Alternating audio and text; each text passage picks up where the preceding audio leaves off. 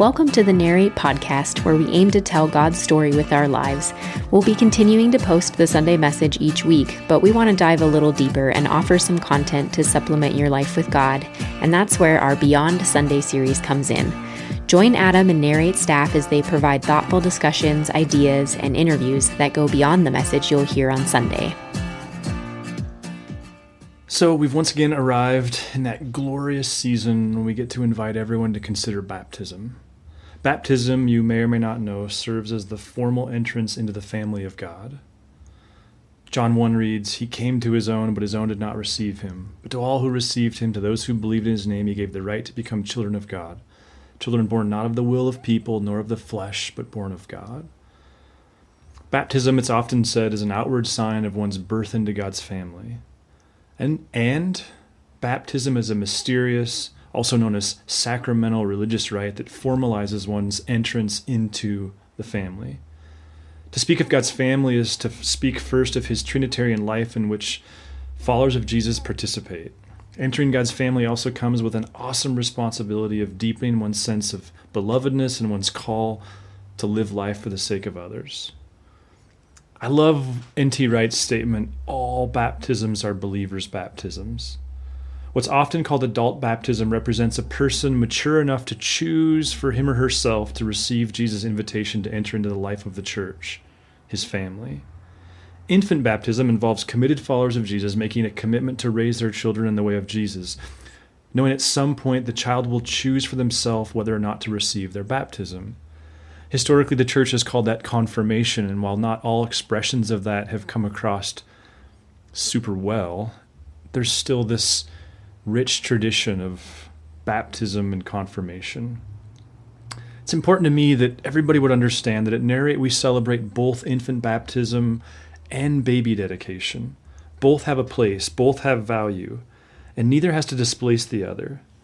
The difference, if you get really technical, is that infant baptism leans towards sacramentalism. That is, it believes baptism is more than an object lesson, but it's an actual, literal source of grace. Dedication provides an awesome opportunity for prayer and a formalized commitment on the part of parents to do all they can to prioritizing teaching the child the way of Jesus, which implies modeling at home and a priority for church community. Dedication also gives the church a chance to say, we're committed to doing all that we can to help you. So all of this is to say, it's that time of year, and it didn't used to be one of my favorites, but it really is becoming one of my favorite times of year. It's that time of year where we just want to stir you to think about baptism, or infant baptism, or dedication. If you look back over the last weeks, months, years, and can just see you've started to follow Jesus, and you've not been baptized, I'd encourage you to take that really seriously. I don't buy into the notion that you have to be baptized to be saved. But then again, I don't know why you would be saved and not be baptized. It's just such a sacred part of the experience. And if you're sacramental, it's this experience of grace. So if you're interested in getting baptized, or your kids are interested in getting baptized, or interested in baptizing your baby, our annual baptism celebration is being held on Sunday, August 24th at 1:30 out at Clarks Bay. But the process to get ready for that starts now.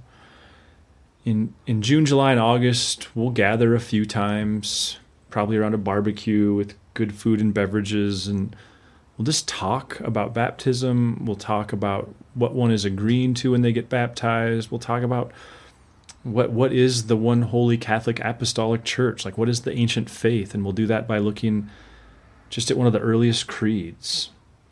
There's also this opportunity to sit down over coffee or go for a walk or grab some other beverage and just talk about what's stirring in you. In other words, if you put your hand in the air, if you come to one of those meetings, if you prompt a meeting with me or someone else from the staff, that doesn't mean you're committing. It just means you're feeling nudged to explore this, and it would be our honor to do that with you.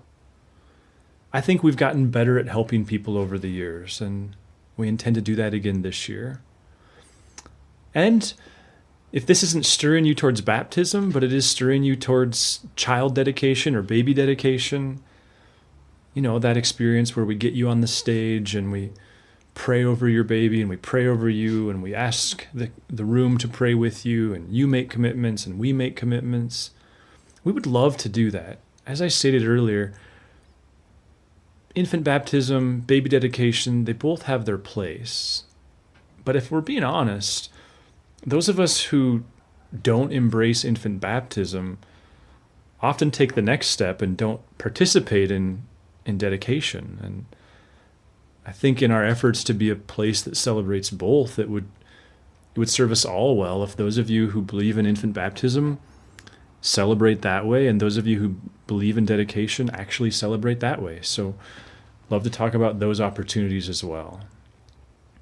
What a gift, what a privilege, what a high honor we have to be invited into God's family. What a gift, what a privilege, what a high honor myself and the staff have to get to walk with you in this way.